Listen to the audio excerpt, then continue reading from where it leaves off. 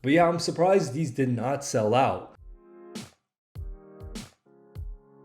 Yo, my name is Ben from Release Expert. Welcome to week 5 of my weekly release calendar, where we review all the releases of the week through the lens of my desktop. I compiled all the releases into one document, so the link will be in the description. So let's go through all the releases. There's actually not that many releases this week, which is good. Sometimes, quality over quantity.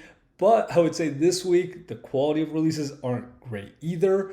But this is the entire list. We won't go through every release, but let's kind of highlight some of the main releases of the week. So we have the Jordan 3 Craft. Well, when you see Air Jordan and you see the word craft, just know it's supposed to be kind of like a upscale or better material of a typical Air Jordan. So in this case, the Air Jordan 3 Craft is supposed to have a premium upper. It's a pretty clean colorway, but surprisingly, these did not sell out on release day. $210.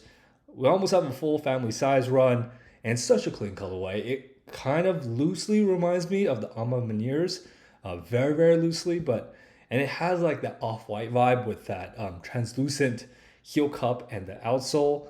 But yeah, I'm surprised these did not sell out. I personally didn't buy a pair, but just looking at these photos, it does look like the quality is pretty decent. Like the upper looks pretty plush. And then you have like the mixture of suede. So also with Craft, it's also, they're trying to be a little different with the materials used. They like to clash and mix and match materials. They've done this in the past with different models. So this is the big Jordan release of this week. Did not sell out. Moving on. One thing that really surprised me, that Jordan Brand created a Mule golf shoe. I never thought that was a thing. I'm not a big golfer. I just started getting into golf. So let me know if there are golf shoes that are mules like this. But this is just so foreign to me, so I'm not sure if this is normal. But this is the classic Jordan 1 Low Bred in a mule form. And these retail only for $110. So these are pretty cheap. The leather looks pretty, ordinary, nothing too special. But something unique for sure. Now, on the topic of golf, Malbon did a collaboration with Adidas, dropping 2 pairs of shoes. The model is called the MC87.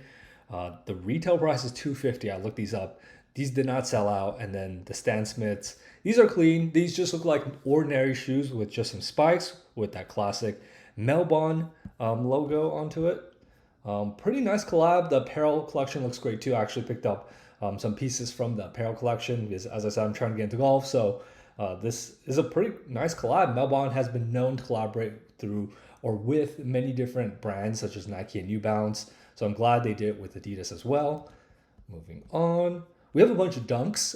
I probably won't go through and talk about most of the dunks because dunks like this, Brazil, these already dropped in 2020. This is technically kind of like a restock, kind of 4 years later. So yeah, nothing too special here. This is just a Brazil dunk low. There's a few other dunks like reverse goldenrod. This is a new one, Sandrift Armory Blue. This is a women's shoe, super clean, great spring shoe. But that suede, the fact that the whole thing's covered in that suede is going to make it tough when you get it dirty. So once you get dirty, you can't really wash suede. You have to use like a suede eraser. So I typically avoid sneakers like this, but I admire it from afar. I love the baby blue hints to this shoe. As I said, women's dunk low. All right, this is one of the more unique releases of this week. This is the Swarovski Converse Chuck 70. Now, it's a super high top, thick midsole, retails for $300. That's pretty insane.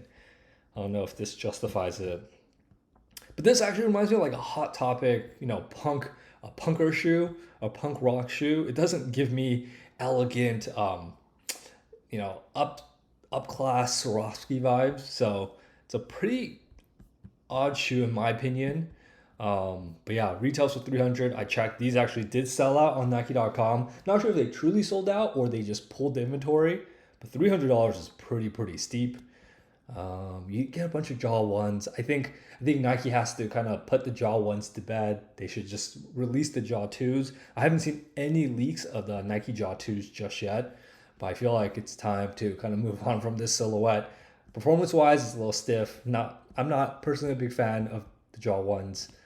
Now this shoe is pretty interesting. This is New Balance's new silhouette. It has this futuristic it just actually really looks futuristic. I think that's the best word to describe this particular shoe. It has that classic New Balance gray. You can never go wrong when you mix gray and New Balance. Super clean, has that distress midsole or that yellowed midsole look. I could see this more of a jogger, runner with good shoe with shorts, but something you can't really rock with jeans. But yeah, great. Yeah, it says contemporary design, very futuristic shoe. Moving on, Zach Levine. Zach Levine signed with New Balance, and he has not dropped his official signature shoe, but this is kind of like a PE of his. They're calling it Moonbeam, which is just the colorway of that beige. But this shoe, I believe, was designed by Zach Levine, and he's actually unfortunately going to be out for the rest of the season with his ending season foot surgery, I believe. But it's good that they released this right before they made that announcement. Super clean shoe. I actually happened to pick this up on GOAT for under retail the day of the release. So it's kind of weird. GOAT had it for $103. I just decided to pick it up. I'm going to see how it is. But what I know is that the midsole is fresh foam, which is New Balance's most comfortable foam they have. So I'm pretty excited to try this out. The suede does concern me a bit. Might be hard to keep clean, especially if you're going to ball on a shoe like this. But yeah, this is New Balance's new kind of non-signature athlete model basketball kick, which is called the Foam BB V2s. All right. Yeah, as I said, not many releases, right? Let's talk about this one. This is the Air Max 90 Elevate. So LV8 is shortened for Elevate. It's giving you that extra height. And I have never seen an Air Max 90 with 2 air bubbles. And these are kind of insane. They're so wild. I wonder how many inches of height this will give you. Maybe like 3 to 4 inches, it looks like. But this is a wild concept. It's a super thick wedge. Of course, this is a women's shoe. And then this is just perfect, just in time for Valentine's Day. So, and then for the men's, sorry. They also dropped on Sunday, which we typically don't see Sunday releases. But on Sunday, they also dropped the same shoe in the classic infrared 90 colorway. All sizes are still available. Surprisingly, it's a Sunday release. Retails for $150. And then let's wrap up today, let's wrap up talking about this week's releases by focusing on this last collaboration with Lapstone and Hammer, US-based retailer and boutique. And they're dropping 2 ASICS. This is the Indigo collection. They have 2 silhouettes. It's going to be the Gel-NYC as well as the Gel-1130.